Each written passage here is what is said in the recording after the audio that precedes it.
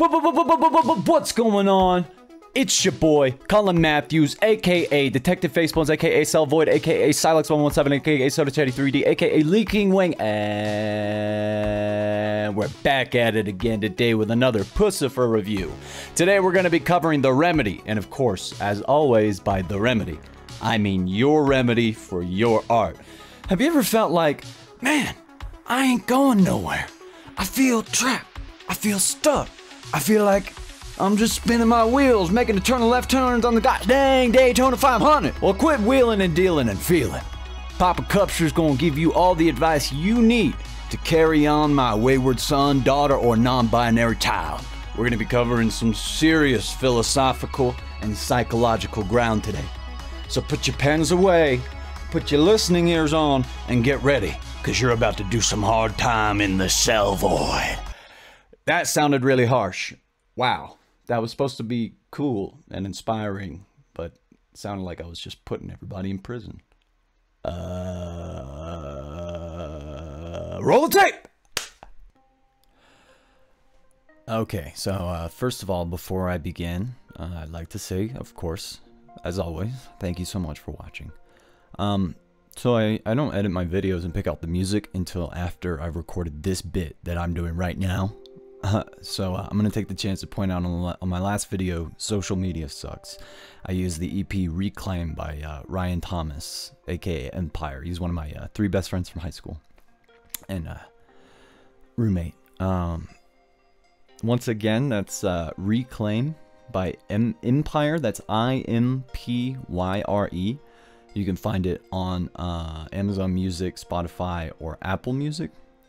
I think all 3 of those. And then I'll leave a direct download in the description where you can buy it on Bandcamp if you want. We appreciate it. Anyway, I'd like to start off the talk with a few thoughts on what I feel is the greatest source of stagnation for artists. And one thing keeps coming to mind: competition. The whole industry around art really encourages this sort of like hyper competition between artists to get especially good at very, very particular things. You know, like you're a hard surface guy, or you're an organic materials guy, or whatever it is, but you're the guy, or you're the girl, or the person. So typically I think it's not uncommon for artists who are trying to make a career out of art to focus on that one specific thing that tends to get them the best result. And I'm guilty of this myself. I find that I, enjoy and excel at doing characters, and I really especially excel and enjoy doing like historical fantasy, Western style, military, and modern costume design. So I focus intensely on just that. So I don't think there's anything particularly wrong or shameful about that, but I do feel like it can be a crutch and can prevent you even from growing as an artist. But before I can go any further with this art jockey, I gotta lay a stinky dookie down first. That's really gross, and I'm sorry, but this is a serious truth bomb, and I gotta prep your mind for it. You ready? Okay. There is no such thing as competition for artists. In general. Not by default, anyway. Like all things, the path of art begins with play. We're going to use fitness as an analogy for this talk. With fitness, you begin by playing outside, or roughhousing with friends on the playground at preschool, or by playing active games in kindergarten. But with art, you begin with doodling with a crayon, expressing your creativity in a fun and playful manner, like very similar to the way that we begin exercise, fitness. So where does competition come in to all of this? So, in fitness, you're not competing with everyone whenever you go to the gym. You're not competing with everyone whenever you practice your art skills. In the gym, you're not in competition when you manage to hit a PR on a deadlift. In art, you're not in competition when you manage to get the lighting 10 times better than you did on your last piece. At the gym, you're not in competition when you manage to do a nearly perfect full clean and press. And in art, you're not in competition with when all your art skills come together and you make a beautiful sketch to final in less than 2 hours. All that training and practice, well, that's just play. You're only in competition when you decide you're in competition. Same thing with the gym. You're not in competition until you show up at that meet. Now, what's play? Why do people play to begin with? Well, if we look at this child psychology, which I will admit, my tenuous grasp on the subject stems not from personal research, but from my mother, who has a master's degree in child psychology, so just things that I picked up from her. Anyway, if we look to child psychology, we learn that kids play with each other to practice their social skills. They use play to remove the edge from social expectations and pressure, and allow themselves to practice communicating with one another without the fear of punishment, or at least intense punishment. So,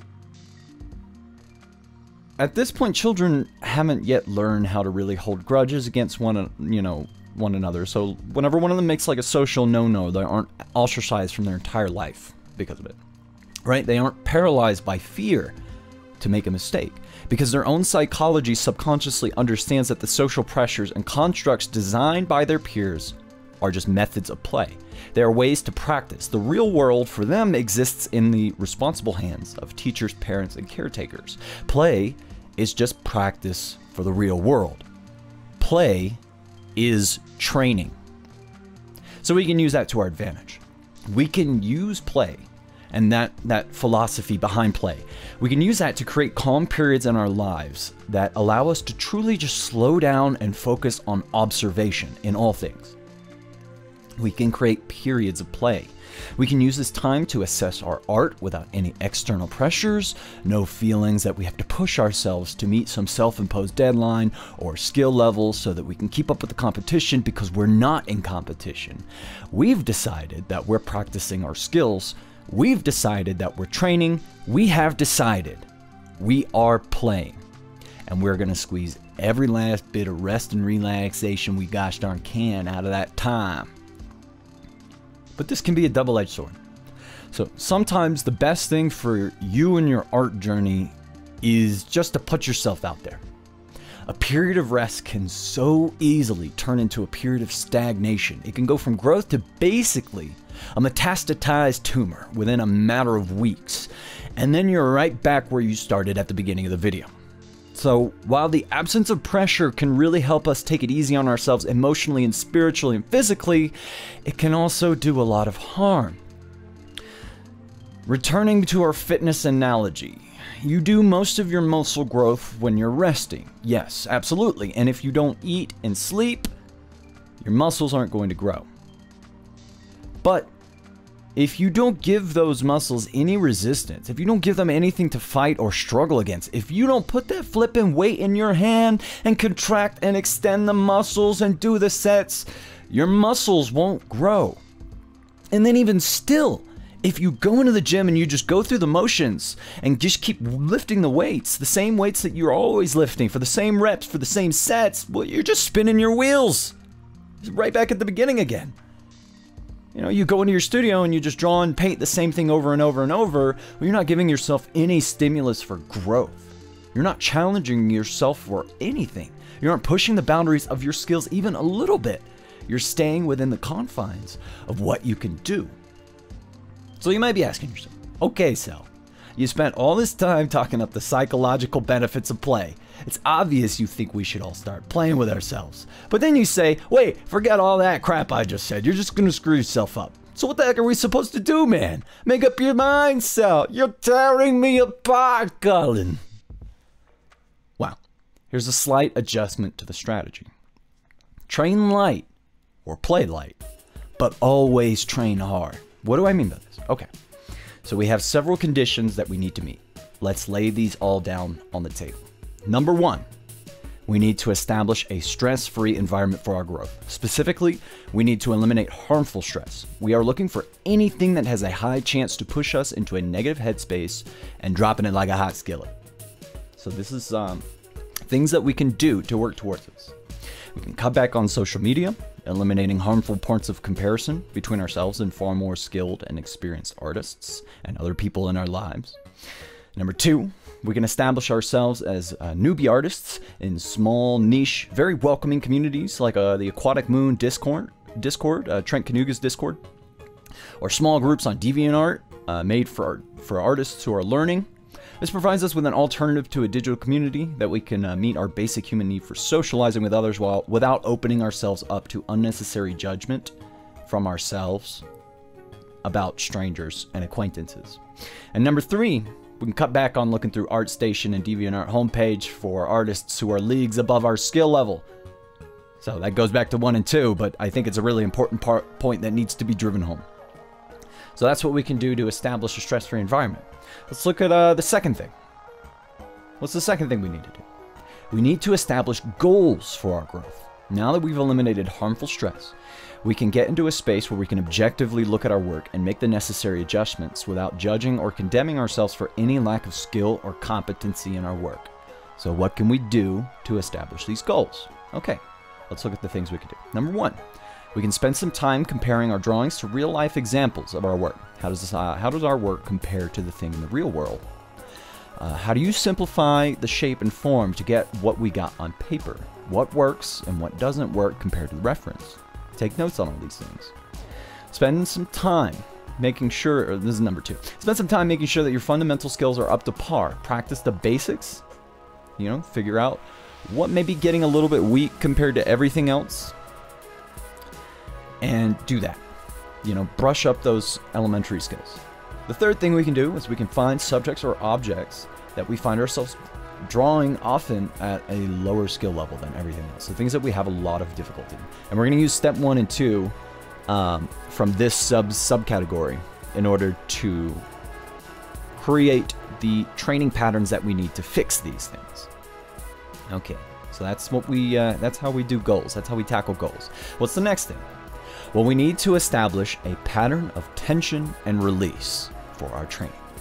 We need to use our previous 2 parameters with all the subcategories to filter in any stress that will cause us to create positive change in our work. First thing we can do for this is we can create a workflow that gives us short bursts of focused, concentrated work. So we use goals established by the guidelines of step 1 and 2 to do this. So concentrated work should be followed by a period of short rest, and you should continue working and taking reasonable breaks until you stop making reasonable progress. So this is, sitting down for an hour, 45 minutes to an hour uninterrupted and working, and then taking a small 15-20 minute break after that. Or doing a 30-minute increment, or you can use the Pomodoro method. Whatever you need to help you. Okay, so let's look at the second thing. We share our results with community members from wherever we've chosen to establish ourselves with people of similar skill level. These people can objectively tell us where we might not have made enough progress, and we'll be equipped to deal with the critique in a healthy way, because by now we should be in the mindset of positive growth. And these folks that we're sharing our art with are our gym buddies. These are people that we've chosen for our community, or to be in a community with, because they're of similar art level. They're of similar art skill, but that doesn't mean their taste isn't impeccable. So their taste can still be impeccable, and they can still give us excellent critique. And we can give it back to them. We can reciprocate. They're our gym buddies, essentially. So slowly, over time, you can reintroduce more and more inspiring works by artists who are leagues beyond you. If you're in the right headspace, this plus everything we just talked about can create the perfect conditions to catapult you into creating some of your best work, making some of your biggest improvements, and seeing some of the fastest growth you've ever seen in your entire lifetime. I'm very confident that with all of these things combined, they are guaranteed to put you in the right space so that you can make the growth that you need to make at your pace, but at a pace that's still going to give you results. I want you to remember, like fitness, art is a lifelong journey of self-discovery, improvement, and growth. It is a path meant for longevity, not a shortcut to glory or fame or wealth. If you follow a healthy guideline that establishes healthy habits and healthy boundaries for yourself, you'll find that art sticks with you through your entire life, no matter where you're at. It doesn't matter. You can be working for a game studio, surrounded by artists who outclass you, constantly worried that your work isn't good enough. You can be a trained and educated professional working in a completely different industry like me. I'm a chef by trade and have been for nearly a decade. You can be a student learning all of this stuff for the first time. It does not matter, because the path of the artist is not laid out just for the working art professional. It is not laid out just for the intensely passionate who cannot put down their paintbrush even if it means starvation. It is not laid out just for the business savvy who craft an empire of brushes, tutorials, art houses, and graphic novel sales. It is for everyone, for every purpose, from the billion-dollar visual powerhouse blockbuster crafted by 100 workers in a concrete block in the harsh sunny hills of Los Angeles to the quaint little picture of a smiling sun and a happy family on a tiny breaking down refrigerator in a small apartment.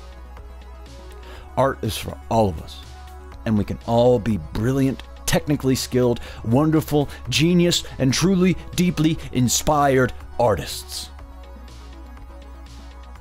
I'm Cullen Matthews, aka Salvoid, aka Detective Facebones.